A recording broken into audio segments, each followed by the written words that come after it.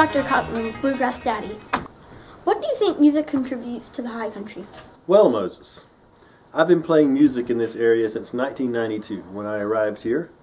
And what I noticed immediately about the high country is its rich cultural heritage of Celtic music, bluegrass music, and old-time music.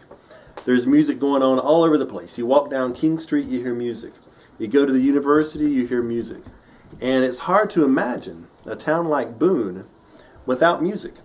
It's all over the place, and there's so many people involved. And I think you brought me here to talk specifically about folk music. And as we talk about that, Boone has such a rich heritage of folk music. And when I came here, one of the reasons why I arrived in the town of Boone is because I knew about this heritage, and I love folk music. And so that was a big draw for me to come here. What do you think are the opportunities for music in the high country? Well, there are so many opportunities for music in the high country. Whether you're listening to music or playing music, they're everywhere, especially in the summertime. We have all kinds of festivals that go on in the summer, mostly centered around Labor Day and 4th of July, but there are also about a half dozen big music festivals that go on right here in this area.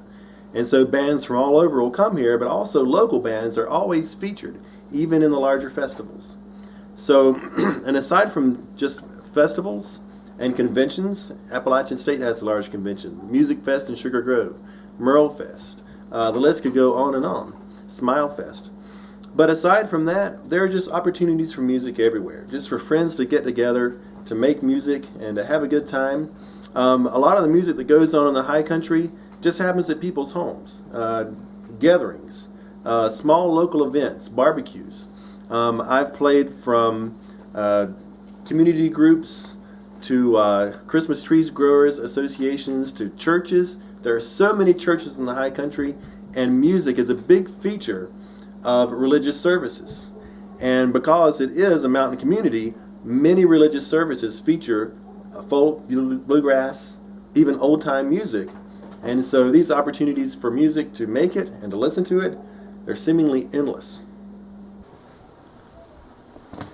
What do you think caused this rich tradition of music in the high country? Well, thank you for giving me this opportunity to expound upon what I said earlier about the Appalachian region having such a rich musical heritage.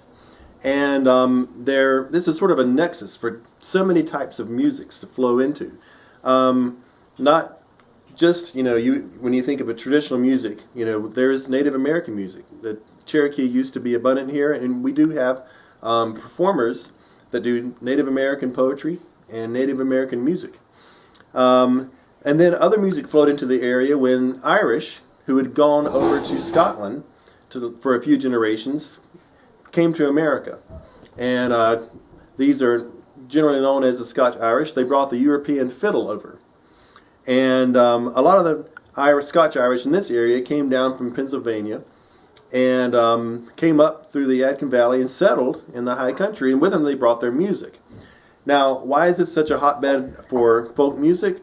Well, when other areas became modernized and developed newer forms of music, right here in the Appalachian region, which was more isolated, that folk music persisted, and that's why that cultural heritage is so strong here. Also, up from the south comes a lot of blues music and black spiritual music, along with a lot of good church singing music that came from the Great Awakening. And so with that comes the banjo and these other instruments, and they all sort of meld together in this melting pot of culture to form old-time and bluegrass music. And so I think that's pretty much the main reason there's such a rich culture here, is because of the three different major influxes of different types of music and the geographical isolation of this area that preserved that early mix of music. Can you make some music? I thought you'd never ask. This is an old-time tune called Angeline the Baker.